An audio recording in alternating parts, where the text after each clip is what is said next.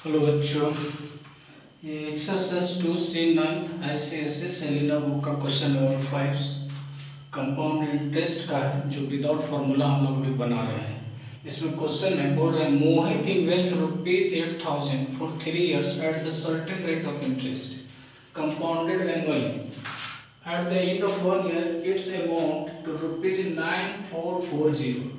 Calculate number 1 में the rate of interest per annum, second amount at the end of the second year, and third the interest accrued in the third year।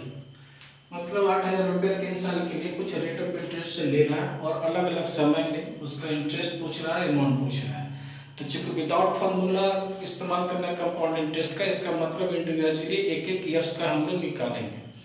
चलिए पहले तो देख लो first year के लिए। पहले तो ये प्रिंसिपल दिया हुआ है, अमाउंट दिया हुआ है, टाइम 3 ईयर दिया हुआ है, ये क्वेश्चन में दिया हुआ है। तो हम जब हम अमाउंट में से अगर प्रिंसिपल को माइनस करेंगे तो 1 ईयर का इंटरेस्ट हमको पता चल जाएगा। तो 9,440 माइनस 8,000 करें तो 1,440 रुपीज़ जो होगा 1 ईयर का इंटरेस्ट हो गया। तो इंटरेस्ट 1 ईयर का हो गया। प्रिंसिपल हमको ये मालूम ही है, टाइम 1 ईयर मालूम है, तो रेट हमको पता चल जाएगा कि आखिर किस रेट से ये इंटरेस्ट लिया रहा है। तो interest equal to rate equal to I × 100/P × T। I का वैल्यू है जब 1440 1900 बटे 8,000 काट छाट किया तो 18% आया। इस तरह से फर्स्ट में यही बोल रहा था कि रेट ऑफ इंटरेस्ट इसका क्या है, कंडीशन क्या है। तो रेट ऑफ इंटरेस्ट जो है ये मेरा फर्स्ट का आंसर हो गया 18%। चलिए अब ये 18% बाकी के प्रॉब्लम में हमको अप्लाई करेंगे। सेकेंड में बोल रहा है amount at the end of the second year. Second year के एंड में अमाउंट क्या बनेगा। तो ये देखिए फर्स्ट ईयर का इंटरेस्ट हमको रेट ऑफ इंटरेस्ट निकल गया। तो फर्स्ट ईयर के लास्ट में हमको अमाउंट मिला हुआ 994। तो ये सेकेंड ईयर के लिए क्या काम करेगा, सेकेंड ईयर के लिए प्रिंसिपल का काम करेगा। तो interest for the second year is equal to PRT/100। तो ये देखिए प्रिंसिपल का काम कर रहा है क्योंकि ऑलरेडी हमको ये गिवन है। तो ये 9,440 × 10 × 1 × 100 इसको कट करता तो ये 0 केवल कटा। 9,440 80 गुना किया तो 1690। 0 वाला को काट करके टेढ़ा नहीं करना है, 0 वाला को गुना कर दीजिए, दशमलव में बैठा दीजिए। 1699.20 रुपीस जो है इंटरेस्ट होगा। ध्यान दीजिए सेकेंड ईयर का इंटरेस्ट हुआ। हमको पूछ रहा है सेकेंड ईयर के एंड में, तो यानी ये इंटरेस्ट उसके प्रिंसिपल में ऐड करेंगे तो सेकेंड ईयर का एंड और थर्ड ईयर का बिगिनिंग हो जाएगा। तो amount at the end of the second year principal into interest 9,440 × 61699.0 इसको ऐड कर दिया गया। तो ये मेरा 11139.20 जो है अमाउंट बन गया सेकेंड ईयर का एंड में, और ये थर्ड ईयर का शुरुआत होगा। तो थर्ड क्वेश्चन बोल रहा है इंटरेस्ट निकालना है थर्ड ईयर के लिए। तो थर्ड ईयर का इंटरेस्ट इस पर निकलेगा।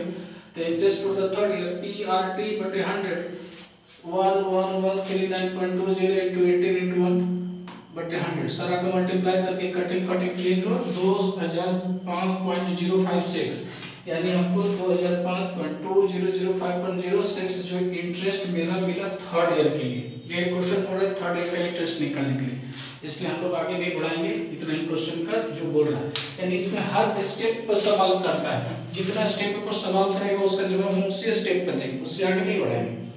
आगे बढ़ाएंगे तो फिर दूसरा चीज होगा। किसी दूसरे किताब में जो क्वेश्चन होता है ऐसे को छोड़कर के बाकी दूसरे में बोर्ड होते हैं, उस बोर्ड का वन वे आंसर होता है, लास्ट में पूछता है वो ये कि इसका फाइनल करके बताइए। और इसका इसमें होता है कि बीच में ब्रेक करके थोड़ा पूछता है कि ये बताइए इतना समय के लिए, आधा समय के लिए, हाफ ईयरली के लिए, ईयरली के लिए, सब करके पूछता है।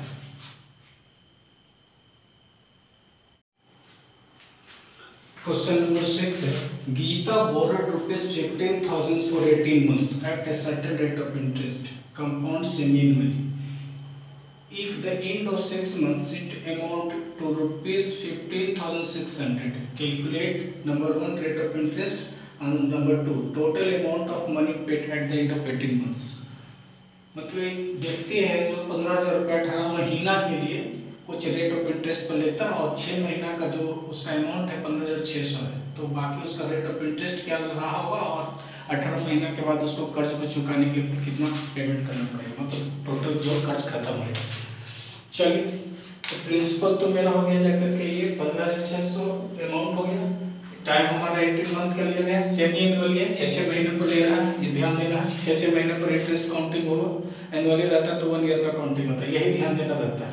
तो तो इंटरेस्ट होगा अमाउंट माइनस प्रिंसिपल 15,600 माइनस 1500 यानी 600 रुपये इंटरेस्ट हो गया वो फॉर 6 मंथ यानी फर्स्ट इंटरेस्ट 6 मंथ के लिए होता है। तो इंटरेस्ट आई इंटू 100 बटे पी इंटू टी यानी 600 गुने 100 बटे 15,000 गुने टाइम देखिए 1/2 6 मंथ के लिए ये इंटरेस्ट। तो हमारा क्या हो गया 2 0 से 2 0 1 0 से खत्म यानी 6 गुने 10 और ये 2 ऊपर चला जाएगा, इसको 2 5 से कटेंगे 3 से कटेंगे 3 गुने 6 8 यानी रेट ऑफ इंटरेस्ट जो मेरा हो गया 8% का रेट ऑफ इंटरेस्ट हुआ। एक फर्स्ट बोल रहा था रेट ऑफ इंटरेस्ट हमारा मालूम हो गया। Second total amount paid eight the end of 18 months 18 ये तो छठा महीना का होगा, इसका मतलब 6 महीना और मतलब 1 ईयर के लिए इंटरेस्ट पहले निकालते हैं।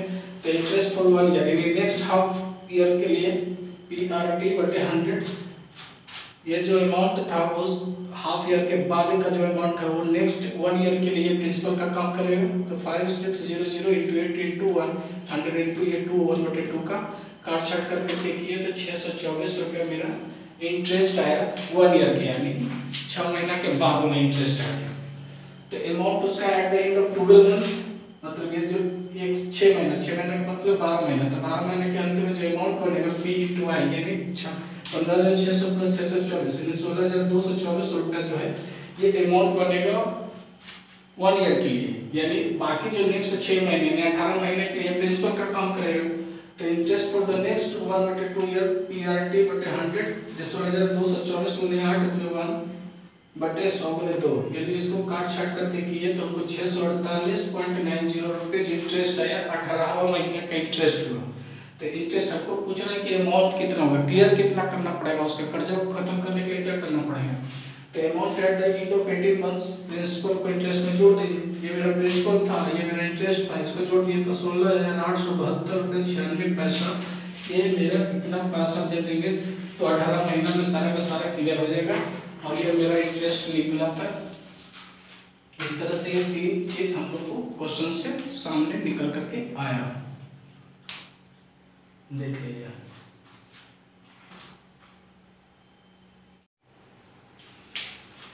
क्वेश्चन नंबर 7 गिवन है बोर्ड पे देख लीजिए। Ramesh invest ₹12,800 for 3 years at the rate of 10% per annum compound interest. Find the sum at the end of first year, a second interest for second year and the total amount paid at the end of third year। ये 3 question इसमें पूछ रहा है, conditions दिया हुआ है। चलिए interest for first year निकालेंगे तो जैसे निकालते हैं PRT बटे 100 12,800 गुने 10 रेट ऑफ इंटरेस्ट दिया हुआ 1 ईयर के लिए निकालेंगे क्योंकि विदाउट फार्मूला में हर एक साल का निकाला जाता है। विद फार्मूला रहेगा तो 3 साल 2 साल 1 साल जितना रहेगा समूचा एक ही साथ लग जाएगा। ये फर्क होता है विदाउट फार्मूला और विद फार्मूला।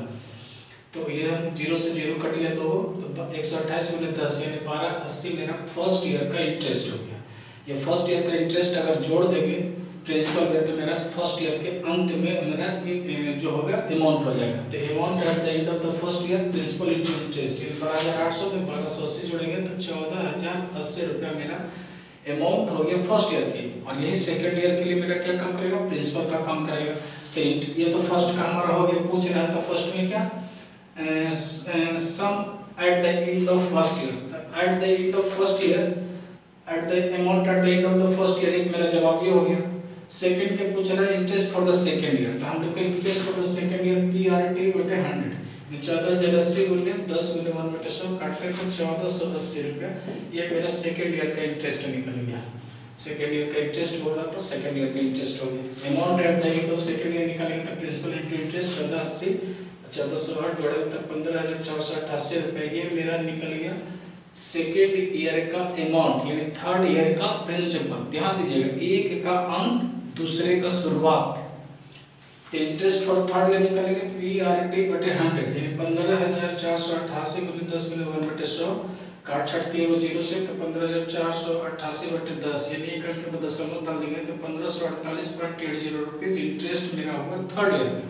हमको थर्ड ईयर का अमाउंट पूछता है तो अमाउंट बराबर हो गया amount at the end of third year is equal to principal into interest यानी 15,488 प्लस 1548.80 जोड़ेंगे तो 17,036.80 ये मेरा थर्ड ईयर के लास्ट में इतना पैसा हमको देना पड़ेगा रमेश को अगर 12,800 रुपये वो कर्जा लेता है तो।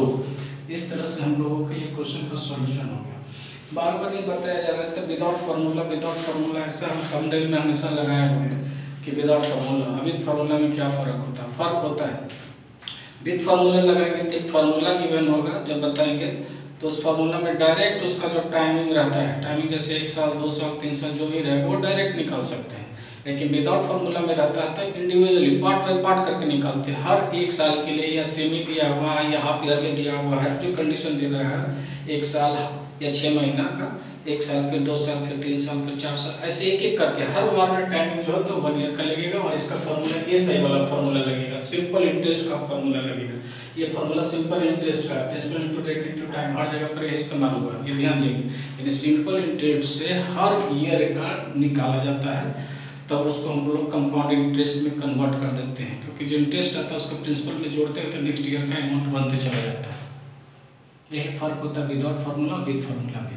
मतलब विदाउट फार्मूला में लंबा स्टेप चला जाता है, विद फार्मूला में कैलकुलेशन ज़्यादा हो जाता है, टाइम 3 साल 4 साल दे देगा, एक ही बार गुना करना पड़ेगा उतना सारा।